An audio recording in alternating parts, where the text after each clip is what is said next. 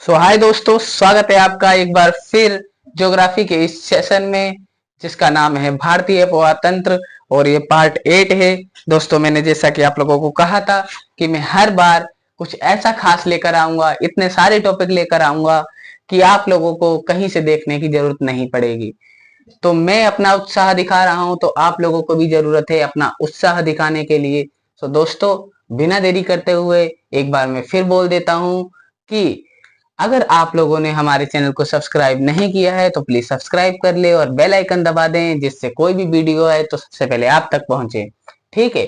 अगर सपनों की इन मुसीबतों से छुटकारा पाना है तो प्लीज हमारे चैनल को देखिए। हमारा चैनल फ्री ऑफ कॉस्ट है और इस पे आपको किसी भी प्रकार का फाइन, किसी भी प्रकार का 1 रुपया भी नहीं देना पड़ता है, क्योंकि हमने बनाया ही ऐसे मकसद से है कि हर गरीब से गरीब, हर छोटे से छोटा गांव का बच्चा और वो अपने सपनों को पूरा करे और आगे बढ़े। ठीक है दोस्तों। आइए बिना देरी करते हुए आज देखते हैं भारतीय अपवाह तंत्र पार्ट 8। ओके। तो आज हम स्टार्ट करेंगे अपवाह तंत्र। यहाँ पर जैसे हमने अपवाह तंत्र लिखा है, तो आइए थोड़ा सा इसके बारे में देखते हैं कि ये क्या है। ये क्या है? आपने नदी नाले देखे हैं? नदी नाले, ठीक है, तो उनका इस तरीके से बहाव होता है। ठीक है। इसको कहते हैं अपवाह तंत्र, मतलब उसका एक अपवाह है। ठीक है। और जो क्या होता है कि अपवाह तंत्र क्या है? वाहिकाओं के जल को अपवाह तंत्र कहते हैं, जो चलती हैं। ठीक है। तो इधर से कई बार आपने देखा होगा, इस तरफ से नदियां आ रही हैं, इस तरफ से नदियां आ रही हैं, फिर एक इसमें नदी मिल रही है, एक इसमें नदी मिल रही है, इसे नदी मिल रही है, इसे में नदी मिल रही है, फिर ये आ रही है नदी, फिर इधर से आ रही है। मतलब आपने जैसे गंगा नदी को देखा होगा, तो गंगा, यमुना या फिर ब्रह्मपुत्र नदी, तो उसमें कई नदियां मिल रही हैं। ये तो हमारा अपवाह हो गया, और तंत्र मतलब कि कई सारी नदियां उसमें मिलना। ठीक है। तो इसे कहते हैं अपवाह तंत्र। ये दोस्तों हमने एक छोटी सी परिभाषा जानी कि आखिर अपवाह तंत्र का मतलब क्या होता है। ठीक है। आप लोग इतना समझिए कि एग्जैक्ट क्या होता है। ये होता है कि यहाँ से किस तरीके से नदियां इसमें मिल रही हैं। ठीक है। यानी नदियों का मिलन ही तंत्र है, और अपवाह यानी उनका चलना, डगमगा डगमगा के चलती है ना, तो इस तरीके से चलना। ओके। आइए अब देखते हैं हम भारतीय अपवाह तंत्र के बारे में। थोड़ा सा देखेंगे कि किस तरीके से क्या है, और उसको हम थोड़ा डिवीजन में भी बांटेंगे, क्योंकि आप लोगों को जैसा मैंने लिखा है वैसा ही करना है। तो यहाँ पे लिखो भारतीय। भारतीय। आज की क्लास काफी ज्यादा बेहतरीन होने वाली है, क्योंकि इस क्लास में आप लोगों को मजा आएगा और सब कुछ याद हो जाएगा, तुरंत याद हो जाएगा। ओके। भारतीय अपवाह तंत्र। ठीक है। आपको इस तरीके से लिख लेना है, और इसको जैसा कि मैंने आपको कहा था, हर वीडियो में बताता हूँ, इसे बादलों में कैद कर लो, क्योंकि ये कहीं भाग ना जाए। अगर भाग गया तो हम लोगों को परेशानी हो जाएगी, और अगर नहीं भागा तो हमें याद रहेगा। ठीक है। ये बंद हो गया। अब हमें क्या करना है? अब हमें ऐसे करके दो इस तरीके से बना लेना, क्योंकि अपवाह तंत्र जब हम देखेंगे तो इस तरीके से दो लाइनें आपको इस तरीके से एरो टाइप की बनानी है। इसमें लिखना है हिमालयी। हिमालयी अपवाह तंत्र। ठीक है। ऐसे, और इसको भी बादलों में कैद कर लेना। ये हाईलाइट करते हैं, ये हाईलाइट अच्छा होता है इस तरीके से करना, और आप लोगों को अच्छा लगेगा देखना चाहे। ठीक है। इस तरीके से आप लोगों को कर लेना है। उसके बाद प्रायद्वीपीय, प्राय प्रायद्वीपीय प्रायद्वीपीय अपवाह तंत्र। ठीक है। प्रायद्वीपीय अपवाह तंत्र, जैसे कि उधर लिखा उसी तरीके से हम इसे दो पार्ट में डिवाइड करेंगे। ठीक है दोस्तों। हमने ये देखा दो पार्ट में ये डिवाइड हो गया है, और अब हम देखते हैं कुछ इनके बारे में रोचक खबरें। देखो दोस्तों, मैं आपको यही बता देता हूँ कि प्रायद्वीपीय जो है उसको हम पढ़ेंगे, आगे पढ़ेंगे। पहले हम हिमालय के बारे में पढ़ेंगे, लेकिन मैं यहाँ पे आपको कुछ बताता हूँ कि हिमालय भी कई पार्ट में डिवाइड है। तो आप लोगों को इस तरीके से एक ऐसे बनाना है, और इस तरीके से आपको इस तरीके से 3 डॉट बना लेने हैं, मतलब 3 एरो ऐसे लगा लेने कि ये भी डिवाइड है। ठीक है। तो यहाँ पे सिंधु नदी तंत्र। अब हम इसे 1 बाय 1 पढ़ेंगे। सिंधु नदी तंत्र। ठीक है, आपको इस तरीके से लिख लेना है, सिंधु नदी तंत्र। फिर यहाँ पे दोबारा दूसरा पढ़ेंगे हम गंगा नदी तंत्र। ठीक है, दूसरा हमने गंगा नदी देख लिया, और तीसरा ब्रह्मपुत्र ब्रह्मपुत्र नदी तंत्र। और अगर हम जब प्रायद्वीपीय देखेंगे तो प्रायद्वीपीय में हम क्या देखेंगे कि पश्चिमी, सॉरी दोस्तों, पश्चिमी तट की नदियां और पूर्वी तट की नदियां। ठीक है, तो उसमें भी हम इस तरफ की फॉर्मूला भी आपको बना कर देंगे कि किस तरीके से याद करना है, और इस तरफ में भी किस तरीके से याद करना है। ठीक है, तो मैं उसे भी बेहतरीन तरीके से समझाऊंगा। आइए सबसे पहले हम देखेंगे, हमें क्या देखना है, सिंधु नदी तंत्र। ठीक है, इसको देखना है सबसे पहले। ठीक है, तो रुकिए दोस्तों, एक बार मैं चेक कर लूं कि आप लोगों को समझ में मतलब वीडियो में दिख रहा है या नहीं। हाँ, दिख रहा होगा क्योंकि मैंने चेक कर लिया है। आइए बिना देरी करते हुए देखते हैं। तो दोस्तों, अब हम देखेंगे सबसे पहले सिंधु नदी तंत्र। एक बार यहाँ पे लिख देता हूँ जिससे आप लोगों को आसानी रहेगी समझने में। सिंधु नदी तंत्र, ये मैंने यहाँ पे मेंशन कर दिया। आप लोग इसे इस तरीके से बादलों में कैद कर लो। ठीक है, अब जितना भी आपको अभी तक मैं पढ़ा रहा हूँ, समझ लो सिंधु नदी तंत्र ही पढ़ाऊंगा। ठीक है, जो भी नदियां पढ़ाऊंगा, तो सबसे पहले हम देखेंगे कौन सी नदी नदी होगी। सिंधु ही नदी से स्टार्ट करते हैं, सिंधु नदी। ठीक है दोस्तों, मैं आपको ये बेहतरीन नोट्स दे रहा हूँ। नोट्स ये कोई शॉर्ट नोट नहीं है, और ये नोट्स ऐसे हैं कि मैंने अपने पॉइंट जो नोट्स में इसी तरीके से बना रखा है, क्योंकि अगर इस तरीके से आप नोट्स बनाओगे तो आप लोगों को आसान याद करने में आसानी रहेगी। ठीक है दोस्तों, आइए देखते हैं कुछ इसके बारे में। इसका उद्गम क्या है, सबसे पहले यही देखेंगे, उद्गम। अब यहाँ पे इस तरीके से लिखो उद्गम, और फिर यहाँ लिखो कैलाश पर्वत।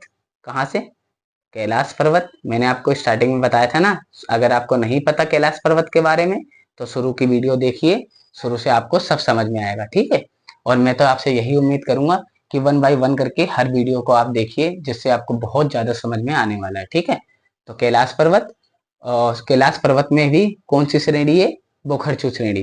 तो यहाँ पे इस तरीके से लिख लो, श्रेणी कौन सी, बोखरचू। ठीक है, ऐसे इस तरीके के निकट एक हिमनद से, हिमनद क्या होता है, ग्लेशियर के निकट एक हिमनद से। ठीक है, हिमनद से आपको ये विशेषता लिख लेनी है। उसके बाद दूसरी विशेषता क्या लिखनी है, दूसरी विशेषता है लंबाई इसकी। ये दोस्तों बहुत इंपॉर्टेंट चीजें हैं। ये मैं इस तरीके से आपको शॉर्ट नोट बता रहा हूँ कि एग्जैक्ट यही क्वेश्चन बनते हैं एग्जाम में, क्योंकि मैंने भी कई बार क्रैक भी मतलब यूपीएससी जैसी मेंस परीक्षाओं को पास किया है, तो मुझे इतना आइडिया है कि प्रीलिम्स और मेंस में किस तरीके से आप मेंस में भी अगर आएगा ना कभी भी अपोहा तंत्र, तो इस तरीके से पॉइंट लिखेंगे तो आपको ज्यादा बहुत ज्यादा नंबर मिलेंगे। ठीक है दोस्तों, 8880 किलोमीटर। ठीक है, किलोमीटर भारत में कितनी है, अब यहाँ पे भारत में भी लिख लो, क्योंकि ये चाइना से मतलब 3-4 जो भी है मतलब चाइना से निकलती है। ठीक है, समझ लो एग्जैक्ट। और फिर इंडिया में जम्मू कश्मीर वाला जो पार्ट है ऊपर वाला, वहां से जाती है। फिर उसके बाद पाकिस्तान में सबसे ज्यादा अपना क्षेत्रफल बनाती है। ठीक है, तो कहाँ भारत में कितनी है, 1114। ऐसे याद रखा करो, 1114 किलोमीटर। ठीक है, 1114 भी बोल सकते हो, पर 1114 भी बोल लो। ठीक है, तो आपको इस तरीके से फिर करना है। और फिर थर्ड पॉइंट हम लिखेंगे इसी के बारे में कि ये भारत में हिमालयी नदियों से सबसे पश्चिम नदी में है। तो हिमालयी नदियों की भारत में ऐसे लिखो, भारत में हिमालयी नदियों से, हिमालयी नदियों से सबसे पश्चिम में है। कहाँ पे, पश्चिम में। बस ऐसे शॉर्ट पॉइंट में याद रखो। ठीक है, अब हम मार्कर बदलते हैं, आप भी अपने पेन बदलो, क्योंकि जब रंग बिरंगा होगा तो अच्छा लगेगा, दिखने में भी अच्छा लगेगा। ठीक है दोस्तों, तो इस तरीके से करना है। चौथा पॉइंट हम क्या लिखेंगे, तिब्बत में इसका नाम। अब देखो नाम देखो, तिब्बत में, तिब्बत चाइना में ना, तिब्बत में नाम ऐसे लिखो शॉर्ट में और फिर ऐसे कर दो। और क्या लिखोगे कि सिंगी गंबान खंबान, क्या लिखोगे? अभी मैं आपको एग्जैक्ट बताता हूँ। सिंगी ऐसे लिखो, सिंगी एग्जैक्ट यही है। और खंबान दो नामों से बुलाते हैं, या दोस्तों शेरमुख, शेर मुख। ठीक है, इस तरीके से शेर की तरह इसका मुंह है, इस तरीके से शेरमुख इसको नाम से बुलाते हैं। फिर आइए और देखते हैं इसी में पॉइंट। जो मैं पॉइंट बता रहा हूं इतना ही इनफ है, और बहुत इंपॉर्टेंट चीजें हैं। दाएं तट की सहायक नदियां ऐसे लिखो, दाएं तट की सहायक नदियां। ठीक है, तो आपको अब ये भी बता रहा हूं कि दाएं जैसे इस तरीके से जा रही ना, दायां क्या होता है? उल्टा, बायां सीधा, है ना? नहीं, दायां सीधा बायां उल्टा, तो दायां यानी इस तरफ को। ठीक है, तो इस तरीके से जैसे नदी जा रही है ना, आइए मैं आपको इधर बताता हूँ। जैसे इस तरीके से नदी जा रही है ना, ऐसे ऐसे पाकिस्तान में गिरी है, तो ये जो इधर का हिस्सा है, इधर की नदियां, ठीक है, इधर की नदियों के बारे में बताता हूँ। इसे मैं थोड़ा सा दूसरे पेन से लिख देता हूँ। कौन सा है? जैसे पहली है गिलगिट, सेव और काबुल, तीन है, गिलगिट, सेवक, और तीसरी कौन सी है दोस्तों? काबुल। ऐसे याद रखना आप, काबुल। ठीक है, तो एक बार मैं चेक कर लेता हूं, काबुल। ठीक है, हाँ ठीक है। तो आइए नेक्स्ट पॉइंट देखते हैं। अब हमने दाएं तट की देखी, तो हमें जरूरत पड़ेगी बाएं तट की भी। तो बाएं तट की, ठीक है। अब इसकी जगह ये, इसकी जगह ये कर दो, फिर यहीं से इस तरीके से कर दो, और फिर हम देखेंगे क्या, फिर हम नेक्स्ट पेन लेंगे ताकि डिजाइन अच्छा लगे। पंचनद, यहाँ पे कितनी है? पंचनद, पांच नदियां। अब इनके बारे में भी पढ़ेंगे। पांच पंच नद, इस तरीके से लिख लो, या पांच नदियां लिख लो। तो सबसे पहले लिखोगे, सबसे बड़ी भी है सतलज, सतलज, ठीक है, सतलज पहली। और दूसरी कौन सी है? व्यास, यहाँ लिखो व्यास। तीसरी रावी, रावी लिख लिया हमने। और रावी के बाद चेनाब, चेनाब, चेनाब लिख लिया। और चेनाब के बाद लास्ट झेलम। ठीक है, ये ये नदियां हर बार पूछते हैं, पांच नदियों का क्रम भी पूछते हैं, तो आपको क्रम भी बता दिया कि इस तरीके से ही जाएगी। और ये कौन सी श्रेणी में है? जास्कर श्रेणी, इतना याद रखना, जास्कर श्रेणी। तो यही लिख लो, जास्कर श्रेणियों से निकलती हैं, जास्कर श्रेणी। ठीक है, आप इतना ही ध्यान रखना बस कि यहाँ पे देखो तीन श्रेणी है ना, काराकोरम, लद्दाख, जास्कर। तो ये सबसे नीचे वाली जो श्रेणी है जास्कर, तो वहीं से क्या निकलती है? सिंधु नदी, मतलब उधरी से निकलती है। और उसी की तरफ से आपको ये भी देखना है कि ये नदी, ये जो है, ये जो व्यास, रावी, चेनाब, ये जास्कर से निकलती है। वो तो ऊपर से निकलती है, काराकोरम और लद्दाख के बीच से ये नदी होती है। अभी हम आगे देखेंगे भी। ठीक है, तो हमने ये देख लिया। अब मैं देखता हूँ अगर जगह होगी तो मैं यहीं पर एक पॉइंट करा देता हूँ दोस्तों, है थोड़ी सी जगह, क्योंकि लास्ट पॉइंट ये कराची के पूर्व में अरब सागर में गिरती है। तो आप लोगों को क्या करना है, मेरे साथ ऐसे लिखना है। जैसे मैं एक पॉइंट बनाता हूँ यहीं पे, यहीं पे जैसे ये पॉइंट है, ये कराची के, इस तरीके से लिखो, ये कराची के पूरब में, कहाँ पे? पूरब में। कराची सुना है ना पाकिस्तान में, पूरब में, ठीक है, अरब सागर में गिरती है। और अरब सागर में, अरब सागर में गिरती है। ठीक है, गिरती है। इस तरीके से आप लोग को लिखना है। और ये पाकिस्तान की सबसे लंबी नदी है, यही जीवनदायिनी है। इसके बारे में इतना इनफ है। कभी भी प्रीलिम्स, मेंस और या फिर यूपीपीसीएस, और आपको यहाँ तक ये भी बता दूं कि स्टेट जो एसएससी है ना, स्टेट स्टाफ सिलेक्शन कमीशन, तो वो भी इसमें इसी तरीके के बस इतने ही सवाल पूछेगा। इससे आगे तो एसएससी में आते ही नहीं है, क्योंकि वो बच्चों वाले कई बार मतलब छोटे सवाल भी पूछते हैं ना, बच्चों वाले तो कहना गलत है, क्योंकि हर एग्जाम अपने आप में एक बहुत बड़ा दृष्टिकोण रखता है। तो हमने ये सारे पॉइंट देखे, आप लोगों को एज इट इज अपने कॉपी में मेंशन कर लेना है, नोटबुक में। और आइए देखते हैं अब वन बाय वन। जैसे हमने देखेंगे झेलम, चेनाब, रावी, है ना, सतलज, इन नदियों के बारे में देखेंगे, और इनकी क्या क्या खूबियां हैं वो भी देखेंगे। दोस्तों सॉरी, ये दिख नहीं रहा होगा, तो अब दिखने लगा होगा। ठीक है दोस्तों, इस तरीके से आप ले लो स्क्रीनशॉट। और अब हम देखते हैं आगे। आइए दोस्तों, एक एक नदियों के बारे में हम लोग देखते हैं क्या उनकी खूबियां हैं। सबसे पहले हम देखेंगे झेलम नदी।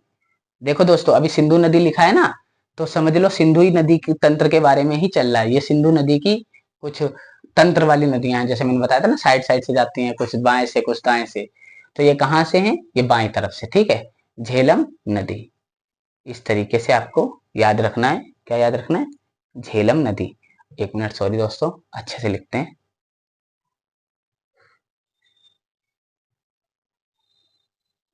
झेलम नदी, ठीक है। इसको इस तरीके से आपको क्या करना है? बादलों में कैद कर लो। अब इसके बारे में हम देखते हैं, जैसा कि हमने हर बार देखा है। आइए कुछ रोचक चीजें देखते हैं। इसका प्रमुख तटीय शहर क्या है? तो यहाँ पे ये लिखो, प्रमुख तटीय शहर, ठीक है। आपने लिखा प्रमुख तटीय शहर, इस तरीके से डॉट डालो, श्रीनगर, ठीक है। श्रीनगर इसका प्रमुख तटीय शहर है। फिर इस तरीके से एरो डालो और क्या लिखो? इसका उद्गम स्थल, उद्गम स्थल। अब उद्गम स्थल कौन सा है तो वो भी देखते हैं। पीर पंजाल श्रेणी के बेरीनाग झरने से, इतना याद रखो। ये हम श्रेणियां आगे पढ़ेंगे। पीर पंजाल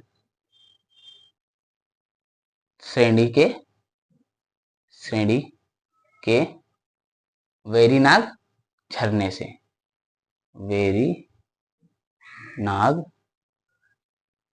झरने से, ठीक है। इतना याद रखो। फिर इस तरीके से पॉइंट डालो और इस तरीके से सहायक नदी कौन सी है? सहायक नदी अगर देखे तो सहायक नदी, ठीक है। सहायक नदी किशन गंगा, शायद, हाँ, किशन गंगा, ठीक है दोस्तों, किशन गंगा। दोस्तों मैं आपको बताऊं तो ये मुझे पूरी तरीके से याद है, हर एक चीज, हर एक पॉइंट याद है। लेकिन मैं इस तरीके से कराता हूं कि आप लोगों को कुछ भी याद करने की मतलब जरूरत ना पड़े। आप लोग पढ़ो और तुरंत याद हो जाओ, वो हो जाए, ठीक है। चिनाब नदी से संगम है। इसका संगम क्या है? तो संगम लिखो, किससे है? संगम यानी कहाँ पे बनाती है, किससे मिलती है जाके? चिनाब नदी से, चिनाब नदी से, ठीक है। इतना पॉइंट आपको याद रखना है इसमें। और अब हम देखेंगे दूसरी चेनाब नदी, ठीक है। झेलम देख ली।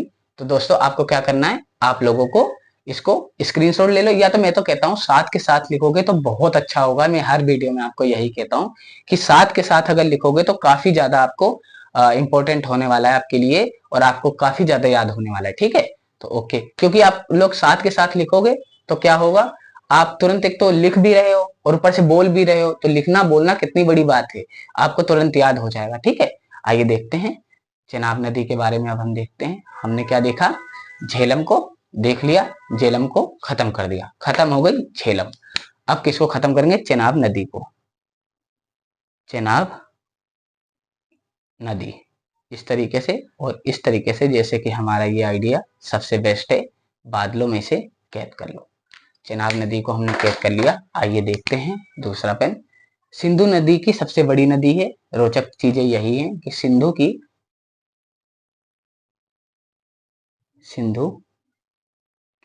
ठीक है, यहाँ पे इस तरीके से लिखो, सबसे बड़ी नदी।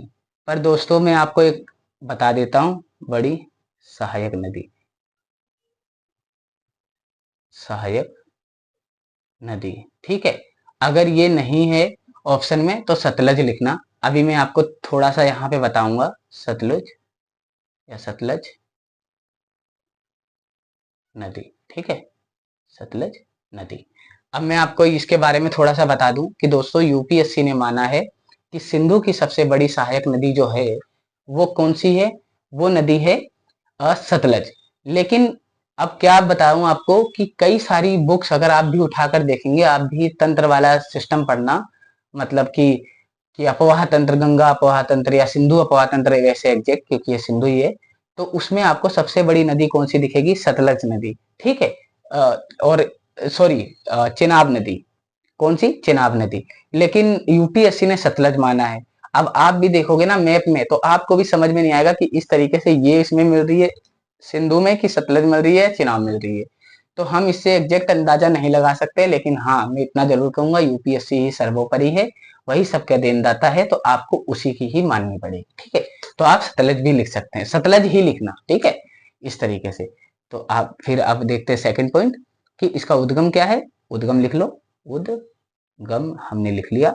और उद्गम के बाद हिमाचल प्रदेश में, हिमाचल प्रदेश एचपी लिख देना, हिमाचल प्रदेश में क्या है, हिमाचल प्रदेश में चंद्रा और भागा के मिलन से, चंद्रा नदी है ना, आपने देखा होगा, चंद्रा और भागा नदी के, भागा नदी के मिलन से, के मिलन से, ठीक है। तो दो नदियां जब यूं आके ऐसे ऐसे ऐसे ऐसे बदलती हैं, तो ये वाला जो पॉइंट है यहां से ही बनना शुरू होती है चेनाब।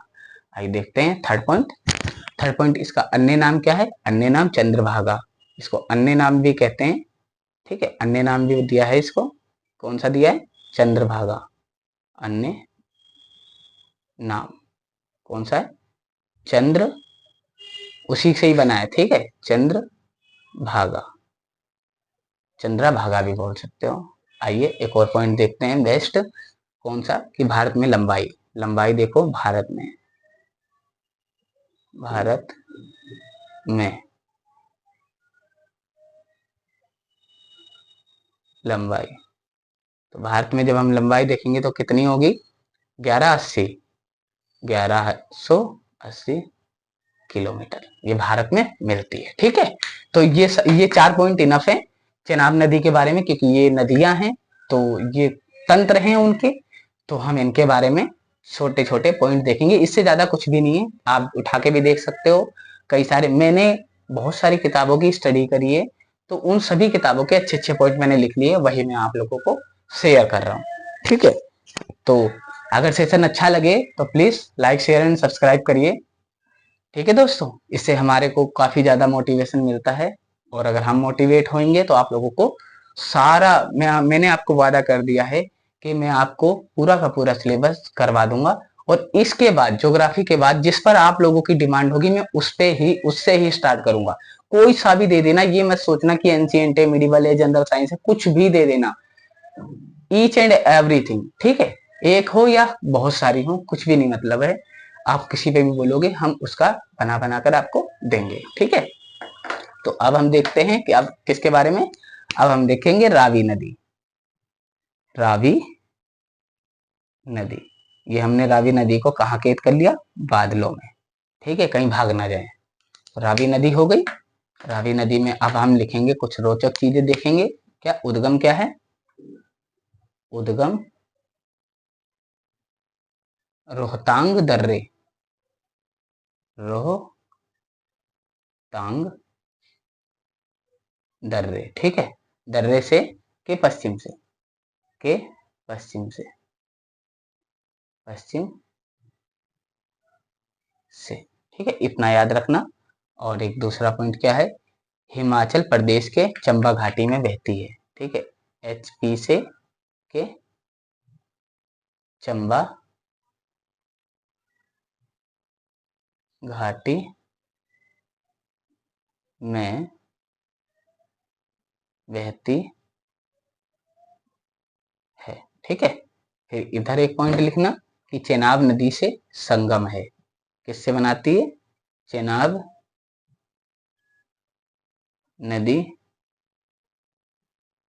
से संगम बनाती है, से संगम, बस इतना याद रखो, संगम, इसमें 3 पॉइंट इंपॉर्टेंट है, इनफ है। ठीक है, तो हमने क्या देखा, अभी तक हमने झेलम, चेनाब और रावी देख लिया, अब हम व्यास और सतलज देख लेते हैं, फिर उसके बाद गंगा नदी के बारे में हम पढ़ेंगे। ठीक है, और गंगा नदी को मैं इतनी बेहतरीन तरीके से आप लोगों के सामने लाऊंगा कि आप लोग तुरंत याद कर लोगे। ये अच्छा लग रहा है ना सेशन, क्योंकि देखो 1 बाय 1 और इसका इस तरीके से डिजाइन बनाकर हम कर रहे हैं, क्योंकि मैं आपको एग्जैक्ट नोट्स बनाना सिखा रहा हूँ। आपको ये नहीं कि पेपर भरना है, पेपर भरना नहीं है, आपको क्या करना है, पेपर का मतलब आपकी नोटबुक, नोटबुक भरनी नहीं है, आपको ये नहीं कि खुला खुला लिखना है, आपको कैसे भी लिख सकते हो।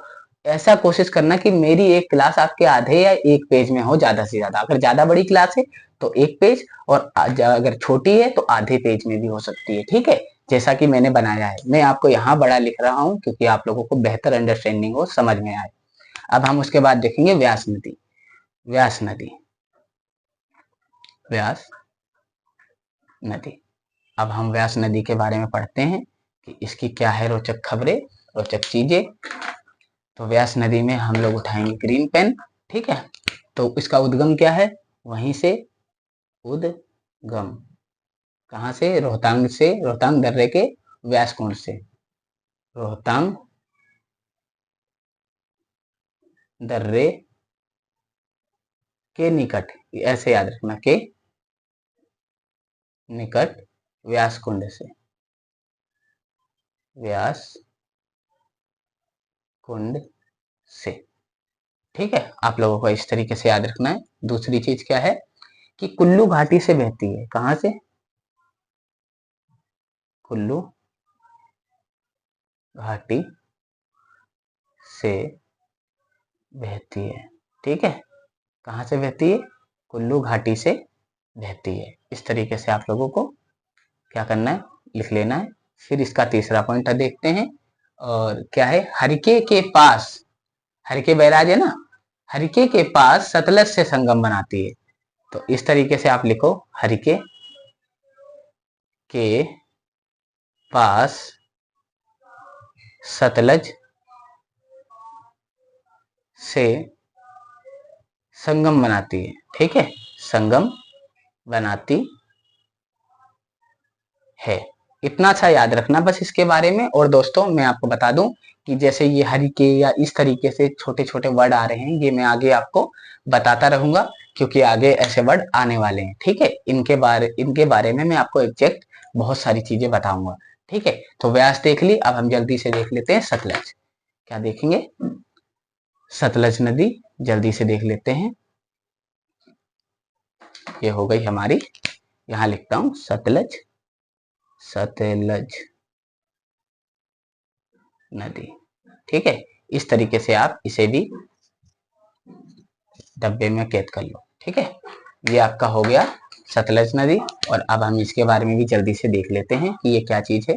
तिब्बत में नाम इसका है, देखो अब इसको भी अलग अलग नामों से जानते हैं। तिब्बत से निकलती है ना, तिब्बत में नाम। तो जहां से निकलती है, जिन जिन देशों से, जैसे हमने अपने देश में ब्रह्मपुत्र लिख रख रखा है, और चाइना ने अलग नाम रख रखा है, इधर बांग्लादेश में अलग नाम है ना। तो इस तरीके से होगा। तो अभी ब्रह्मपुत्र के बारे में जब हम पढ़ेंगे आगे, तब मैं बताऊंगा आपको किस किस नाम से जानते हैं। तो तिब्बत में इसका क्या नाम है, लोकचेन खम्बाब,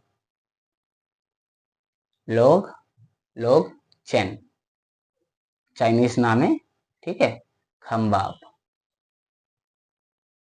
खम्बाब। इस तरीके से आपको लिख लेना। उद्गम क्या है, मानसरोवर से, उद्गम मान सरोवर, सरोवर, मान सरोवर के निकट राकस ताल से, मान सरोवर के निकट, राक्षस कह सकते हो, ठीक है, वैसे राकस बोलता हूँ, राकस ताल से, राकस ताल दर्रा है से, ठीक है। तो आप लोगों को इस तरीके से याद रखना है, ठीक है। दोस्तों मैं आपको बता दूं, नोट्स हो ऐसे कि आपको तुरंत याद हो जाए, ठीक है। इसी तरीके से मैं आप लोगों को इसी तरह मैं आप लोगों के लिए क्या लाया हूं, बेहतरीन नोट्स बना करके लाया हूं, ठीक है दोस्तों। सो प्लीज आप लोग शेयर करना ना भूलिए, जितने ज्यादा से ज्यादा लोग के पास शेयर करोगे, मेरा मोटिवेशन उतना ही बढ़ेगा, ठीक है। अब नेक्स्ट पॉइंट क्या है, सिपकीला के पास भारत में इसका प्रवेश है। सिपकीला दर्रा है ना, सिपकीला जो दर्रा है के पास, के पास, ठीक है, के पास भारत में प्रवेश करती है, के पास भारत में प्रवेश, इतना याद रखना, प्रवेश, ठीक है। तो ये सिपकिला दर्रे, देखो दर्रों के बारे में भी मैंने शायद आपको पिछली वीडियो में भी बताया है, तो आपने देखिए, लेकिन मैं आपको एक बेहतरीन क्लास लेकर आऊंगा जिससे तुरंत याद हो जाए, ठीक है। मेरा यही सपना है कि आप लोगों को तुरंत याद हो, तुरंत पढ़ो तुरंत याद हो।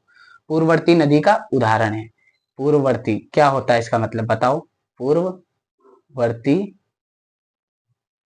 नदी का उदाहरण, का उदाहरण। दोस्तों मैं इसलिए ऐसा लिख रहा हूं क्योंकि यहाँ पे मिट ना जाए, हाथ रख दूंगा। तो पूर्ववर्ती नदी का उदाहरण, अब इसका मतलब क्या है? पूर्व का मतलब कि जो नदियां बह रही हैं, जो भी नदियां हैं उनसे पहले की नदी। ठीक है, तो आपने ऐसे ही देखा होगा प्रायद्वीपीय नदियां, प्रायद्वीपीय नदियां यानी कि प्रायद्वीपीय जो भारत था, जो मैंने आपको पहली वीडियो में बताया था, पहली या दूसरी में आप जाकर देखिए, तो प्रायद्वीपीय भारत का मतलब कि वहां पर जो नदियां थी वो नदियां कब से थी? वो बहुत पहले से नदियां थी। ठीक है, तो ये गंगा यमुना इन सबसे बहुत पहले से नदियां थी। ठीक है, तो आप लोगों को इसी तरीके से देखना है। मैं एक वीडियो में आप लोगों के लिए लाऊंगा हिमालय किस तरीके से बना। पहली बात तो हिमालय के बारे में मैंने आपको बेहतरीन बहुत अच्छा इनफ पढ़ा दिया है, लेकिन आप बेहतर अंडरस्टैंडिंग अगर करना चाहते हैं और अगर आप उसमें मेरी कमेंट में बताएंगे ये बातें कि मुझे इस चीज पे सर, मेरे को इस चीज पे क्लास चाहिए, इस टॉपिक पे पर्टिकुलर पे क्लास चाहिए, आप मुझे बेहतरीन तरीके से समझाइए, जिस तरीके से आप नोट्स बनाते हैं तो मैं आप लोगों को बेहतरीन समझा पाऊंगा। ठीक है दोस्तों, सो एक बार फिर से मैं आप लोगों को तहे दिल से नमस्कार करता हूं और मैं आप लोगों को ये कहना चाहता हूं कि अगर हमारी वीडियो आप लोगों को पसंद आए तो please like, subscribe and share करना ना भूलिए, क्योंकि हमारा सपना है हर छोटे से छोटे गांव से लोगों को, मतलब बच्चों को, जो भी छोटे हैं, मेरे छोटे भाई बहन हैं, उन लोगों को क्या करना है कि हर छोटे से छोटे गांव से लोगों को आईएएस, आईपीएस, एसएससी, यूपीएससी, है ना, एस और स्टेट बीसीएस जैसी परीक्षाओं को तुरंत चुटकियों चुटकियों में निकाल देना है। ठीक है दोस्तों, so please like and share and subscribe करिए। सो नमस्ते, धन्यवाद, और मेरे चैनल को आगे बढ़ाइए। Thank you very much.